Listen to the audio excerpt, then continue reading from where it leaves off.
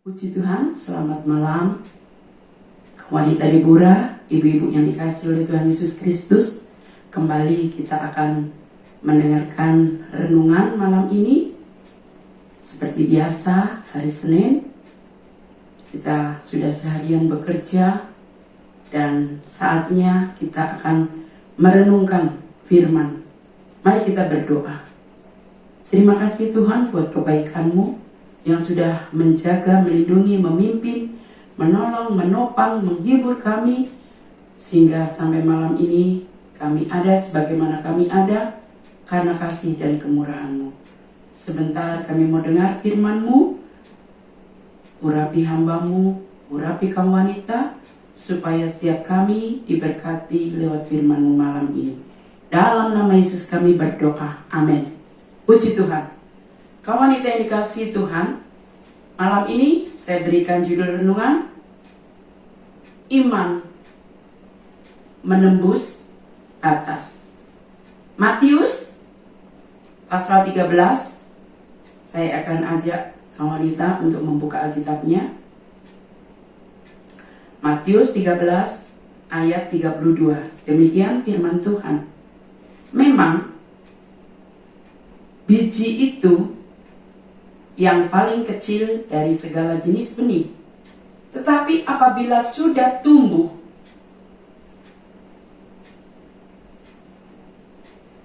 sesawi itu lebih besar daripada sayuran yang lain, bahkan menjadi pohon, sehingga burung-burung di udara datang bersarang pada cabang-cabangnya.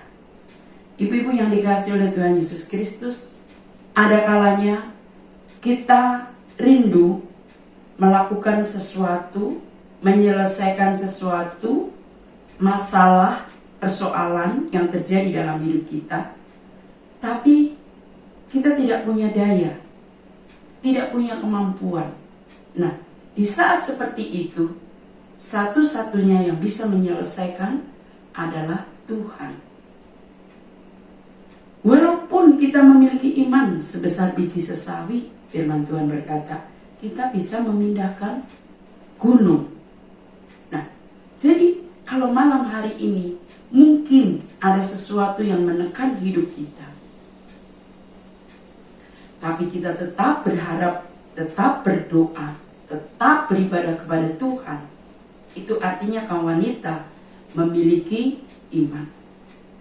Dan kalau kita baca ayat ini, memang biji, kenapa iman itu diumpamakan biji sesawi? Jelas di sini dikatakan memang biji sesawi itu bentuk biji-bijian yang paling kecil, ya. Tetapi ketika dia sudah ditanam, biji kalau mau tumbuh menjadi kecambah itu melewati proses, ya. Apalagi sesawi ini, dia harus dihimpit mungkin oleh batu, akarnya harus mencari air jauh ke dalam sana supaya kuat. Karena rupanya ketika sudah tumbuh, biji yang paling kecil dari segala jenis biji itu, dia bisa menjadi sayuran, dinikmati oleh banyak orang. Bukan hanya jadi sayuran, tapi jadi pohon. Dan pohonnya bukan pohon yang kecil, karena dikatakan burung-burung di udara datang bersarang pada cabang-cabangnya. Jadi sesuatu yang mustahil, yang kecil, sayur, tapi bisa jadi pohon yang besar, bahkan burung-burung bisa bersarang di dalam. Nah saudara, iman harus kaum wanita dan saya miliki. Ibu-ibu kita harus memiliki iman, apalagi di hari-hari akhir ini, ya. Kita harus melangkah dengan iman. Karena tanpa kita memiliki iman, percaya, keyakinan yang sungguh kepada Tuhan, kita akan mudah goyah. Kita akan mudah terombang-ambing. Lebih-lebih saat kita menghadapi masalah. Saat kita tidak bisa menyelesaikan satu hal. Kita akan melihat contoh di dalam Alkitab seorang wanita yang saya boleh katakan memiliki iman yang luar biasa. Siapa dia? Kalau Kita baca di dalam 1 Samuel 1 ayat 3. Kalau ayat pertama, kedua diceritakan adalah seorang yang bernama Hana. Dia punya suami Elkana. Lalu suaminya ini memiliki istri yang kedua yang disebut Madu, yaitu Penina. Rupanya Penina ini bisa melahirkan anak, sementara Hana tidak bisa melahirkan keturunan. Mungkin tadinya Hana menganggap itu sesuatu yang biasa. Kalau cuma disakiti oleh Penina, Alkitab kan mencatat dari hari ke hari Penina menyakiti hatinya. Mungkin Hana masih bisa bertahan. Tapi kalau sudah mendapat label dari banyak orang, maka hati Hana tertekan. Apalagi kalau sudah timbul gosip. Mungkin orang berkata, oh iya dia gak punya anak. Karena mungkin kurang iman, kurang berdoa. Padahal kalau kita lihat, Hana bersama suaminya Elkana ini, dia bukan orang yang kurang berdoa, bukan orang yang tidak taat kepada Tuhan.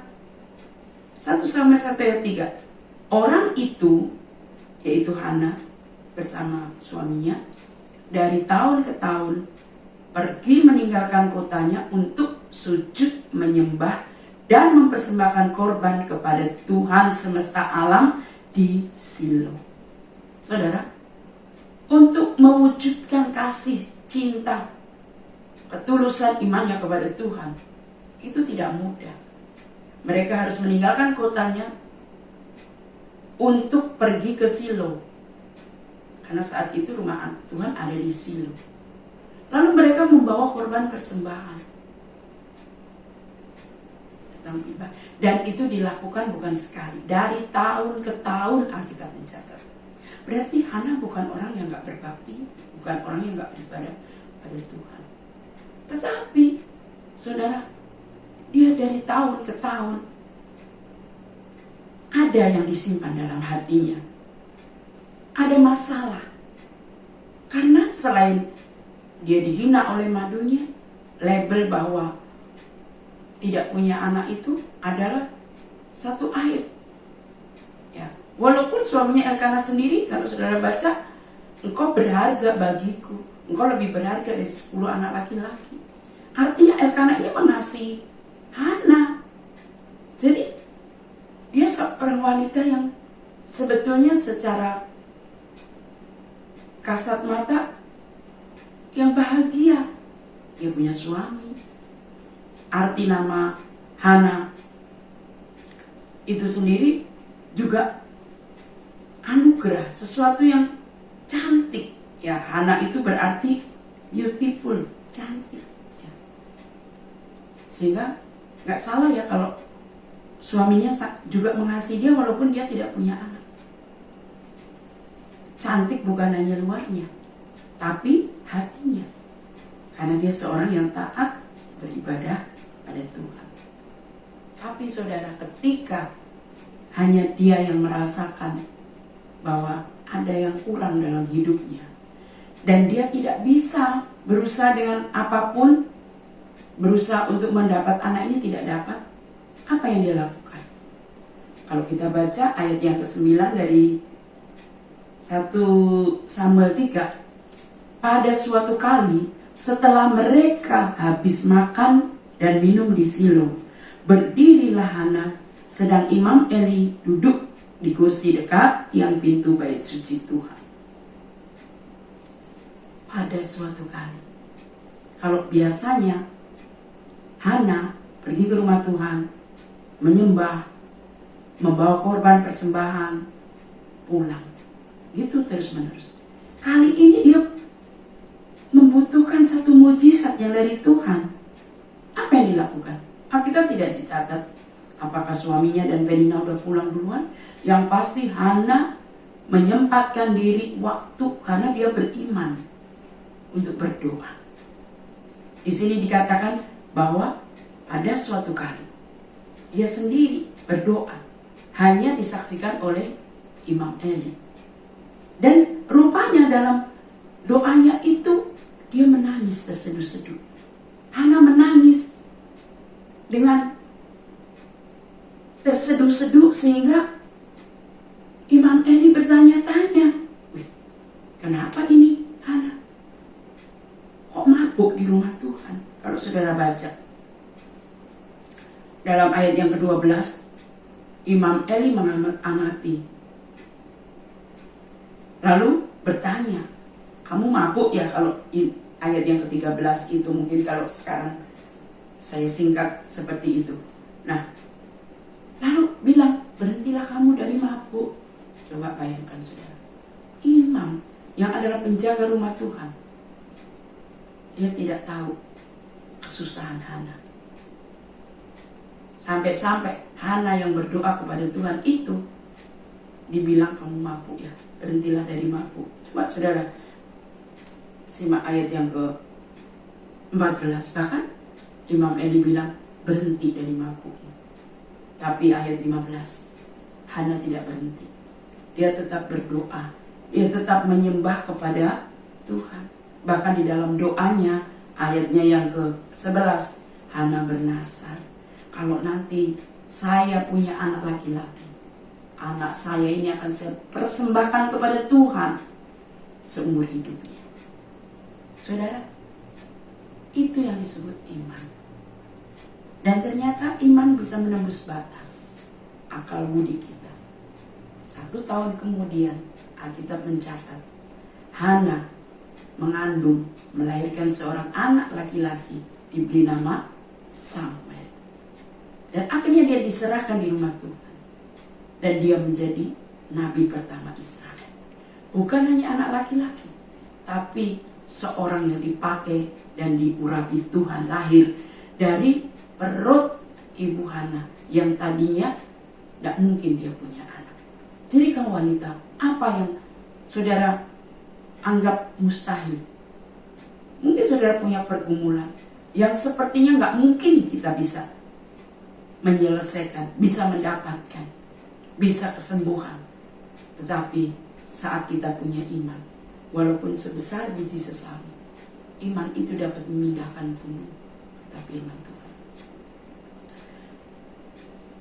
memindahkan gunung itu kan satu yang mustahil. Mana ada gunung bisa berjalan. Tapi itulah iman, sanggup menggerakkan hati Tuhan, turun tangan bekerja, menolong saudara dan saya.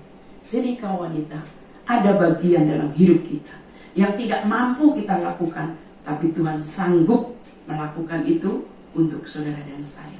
Asal kita mau tetap berharap. Di tengah situasi yang tidak mungkin, kita tetap berharap dan mengandalkan Tuhan. Kalau kita baca dalam Ratapan 3 ayat 25, Tuhan adalah baik bagi orang yang berharap kepadanya, bagi jiwa yang mencari Dia. Saat ibu-ibu berharap pada Tuhan di tengah kemustahilan, manusia berkata mustahil, tidak mungkin. Tuhan baik. Dia akan menghampiri kita. Dia akan membuka pintu buat kita. Karena di sini dikatakan Tuhan baik buat orang yang berharap padanya, orang yang mencari Dia. Tuhan tak akan biarkan kita yang berseru-seru kepadanya. Di dalam Mazmur 121 ayat 3, Ia, yaitu Tuhan, takkan membiarkan kakimu goyah, penjagamu tidak akan terlelap. Ini bicara apa? Allah yang kita sembah, Dia tidak membiarkan kita goyang, ragu, bimbang. Ya, jawaban doa, bahkan penjagaan Tuhan itu sempurna. Karena dikatakan Tuhan tak pernah terlelap. Gusti mboten nate sari, itu betul. Ya, Tuhan Maha melihat. Dia sanggup memberi perlindungan kepada kita 24 jam dalam sehari. Itu artinya siang malam Ia melindungi harta kita. Apa yang membuat kita khawatir? Dia melindungi nyawa kita. Dia melindungi usaha kita, pekerjaan kita, keluarga kita. Kalau kita tahu bahwa Tuhan kita Allah yang tidak pernah terlelap, apakah kita masih mau meragukan Tuhan? Setiap saat, setiap waktu, kalau kita pakai iman kita, dia dapat menembus batas ketidakmustahilan itu. Batas kemustahilan itu, sehingga yang tidak mungkin menjadi mungkin bagi Tuhan.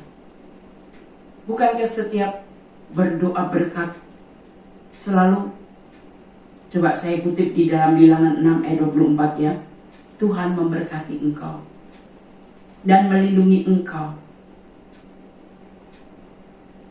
Doa berkat itu kan Tuhan memberkati engkau dan melindungi engkau. Itu sekedar saudara dengar atau kita imani. Bahkan kalau saudara misalnya ketemu dengan sangat berjabat tangan, atau sekarang mungkin gak jabat tangan, cuma kasih salam, Tuhan memberkati. Imani saudara bahwa hidup saudara bukan ditentukan oleh situasi keadaan, oleh orang lain, oleh masalah, tapi oleh Tuhan. Dan Tuhan yang kita sembah, Tuhan yang memberkati. Kan di dalam doa berkat itu, Tuhan memberkati engkau dan melindungi engkau. Jadi kalau kita percaya Tuhan memberkati, melindungi, apa yang kita khawatirkan? Kalau kita khawatir, serahkan semuanya kepada Tuhan. Dia yang akan bertindak. Bahkan kalau kita baca ayat yang ke-25, Tuhan menyinari engkau dengan wajahnya dan memberi engkau kasih karunia. Nah, sebetulnya kita nggak layak menerima sesuatu dari Tuhan, tapi Tuhan mau beri. Itu kasih karunia. Itu kita dapatkan dari Tuhan. Sesuatu yang nggak mungkin, tapi Tuhan membuat itu mungkin. Pintu yang tadinya tertutup, tidak ada jalan keluar, Tuhan sanggup buka jalan. Karena bagi Tuhan tidak ada yang mustahil. Juga bagi orang percaya, bagi ibu-ibu, apapun yang menjadi pergumulan kita, doa kita, jangan berhenti berharap. Karena bagi Tuhan tidak ada yang mustahil. Juga bagi orang percaya tidak ada yang mustahil. Kalau kita lanjut di dalam Amsal pasal 10 ayat 22. Berkat Tuhanlah yang menjadikan kaya. Susah payah tak akan menambahinya. Saudara, berkat Tuhan yang mencukupkan kita, yang membuat kita kaya. Bukan hasil jerih lelah kita. Bukankah itu juga kemurahan Tuhan? Berapa banyak orang bekerja siang malam, tidak bisa menikmati, walaupun hartanya banyak. Mungkin mobil berjejer, rumah besar, yang menikmati pembantunya, pegawainya. Tapi kalau saudara bisa menikmati hidup, saudara orang kaya. Saudara bisa berjalan, bisa bernafas, itu berkat. Saudara masih bisa pipis. Kaum wanita, berapa banyak orang di usia yang seperti kita ini, untuk bernafas saja harus pakai alat bantu. Untuk berjalan harus pakai tongkat. Tapi kalau saudara masih bisa berjalan tanpa alat bantu, bernafas tanpa alat bantu, itu berkat Tuhan. Kita bersyukur. Kalau kita bisa mengucap syukur kepada Tuhan, itu artinya kita masih mempercayai Allah kita hidup. Iman kita masih bertumbuh. Nah, kalau kita terus jaga iman itu, yang sebesar biji sesawi, dia akan bisa jadi sayur, dia akan jadi pohon, bahkan bercabang, burung-burung berlindung di dalamnya. Biar iman kita bertumbuh. Di situasi apapun kita tetap berharap dan mengandalkan Tuhan. Jangan khawatir tentang apapun, karena kekayaan, pangkat di dunia ini sesaat, saudara. Itu bisa hilang, bisa lepas dari tangan kita. Tapi kalau kita punya Tuhan, Yesus Kristus, kita adalah orang-orang yang diberkati Tuhan, orang-orang yang kaya, karena Tuhan Yesus sanggup buat mujizatnya. Sehingga berkat Tuhan, mujizat Tuhan itu terjadi tiap hari, setiap saat dalam hidup kita. Asal kita punya iman, kita percaya pemeliharaan penjagaan Tuhan dalam kehidupan kita, pekerjaan kita, rumah tangga kita, keluarga kita. Itu yang pertama. Contoh yang kedua, kalau yang pertama tadi Ibu Hana, ya, mustahil dia bisa punya anak. Tapi karena dia mengambil tindakan iman, yaitu dia mau berdoa kepada Tuhan dengan sungguh untuk mendapat anak. Karena nama Samuel ini kan akhirnya untuk mendapat anak inilah aku berdoa dan mendapatkan. Yang gak mungkin menjadi mungkin. Contoh yang kedua dalam Matius 9 ayat 21 tentang wanita yang pendarahan 12 tahun. Dia udah berusaha berobat, menjual semua hartanya, tapi tidak mendapatkan kesembuhan. Mungkin badannya yang tadinya baik, gemuk, sekarang mungkin udah kurus. Bahkan mungkin staminanya sudah lemah karena keluar darah selama 12 tahun. Itu bukan waktu yang singkat, ya. Kehilangan darah bertahun-tahun itu pasti fisiknya lemah, ya, tidak ada harapan. Tetapi ayat 21 dikatakan, karena katanya dalam hati, asal aku jamah saja jubahnya, aku akan sembuh. Saudara, biarlah kita memiliki iman seperti ini. Asal aku percaya Tuhan, berharap kepada Tuhan, aku pasti ditolong, aku pasti sembuh, aku pasti dapat jalan keluar. Tuhan pasti buka pintu berkat. Tuhan pasti tolong. Saudara, wanita ini walaupun dalam hatinya dia hanya berkata asal ku jamah jubahnya, dan tubuh yang ringkih, yang sakit 12 tahun itu, kita sakit sebulan aja mungkin sudah gak bisa keluar rumah, mesti dipapa. Ini dia merangkak, berusaha menembus banyak orang karena Yesus sedang dikerumunin banyak orang yang mencari pertolongan juga. Lalu dia jamah jubah Yesus. Seketika itu juga Alkitab mencatat, berhentilah pendarahannya. Jadi saudara, di situasi seperti ini, jangan sampai iman itu lenyap dari hidup kita. Iman yaitu berharap terus kepada Tuhan. Pengharapan yang bulat kepada Tuhan itu biarlah terus kita miliki.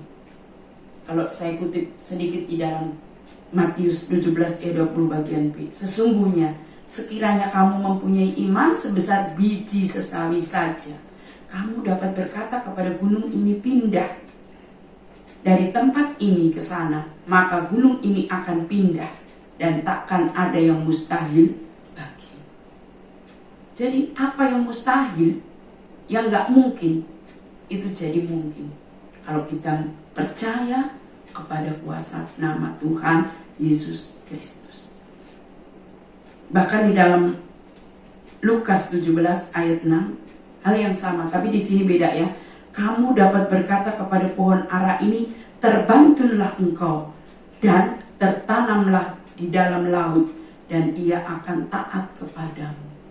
Jadi kalau kamu punya iman biji sesawi, kamu bisa berkata kepada pohon ara ini, terbantunlah, pindahlah. Pohon ara pindah ke laut, itu kan sesuatu yang gak mungkin. Tapi bagi Tuhan, artinya semua yang tidak mungkin di pikiran kita itu, yang mustahil, Tuhan sanggup lakukan asal kita punya iman kepada Tuhan, ya. Markus 9 ayat 23, tidak ada yang mustahil bagi orang percaya. Jadi malam ini ibu-ibu yang dikasihi Tuhan, mari kita tetap percaya, beriman, andalkan Tuhan. Karena dengan beriman kita akan mengalami keajaiban, kedahsyatan, pertolongan Tuhan terjadi dalam hidup kita. Kalau kemarin saya bersaksi, tangan saya kepotong sebelum saya tutup firman, saya hanya beriman, darah Yesus, karena sorenya harus pelayanan, ya. keluar. Nah, saya tutup, saya nggak berani lihat. Pikir saya adalah kalau saya sudah selesai ini pelayanan, baru saya akan urus ini luka. Tapi setelah pulang pun saya nggak berani membukanya. Dalam nama Yesus, dalam nama Yesus. Akhirnya saya ganti itu tencoples tiap hari dengan pelan-pelan. Saya nggak berani memastikan ini sedalam apa. Tapi ajaib dahsyat luar biasa. Ketika saya buka, itu kuku. Nih, sudah separuh. Saya nggak berani keropek, jadi saya isolasi lagi.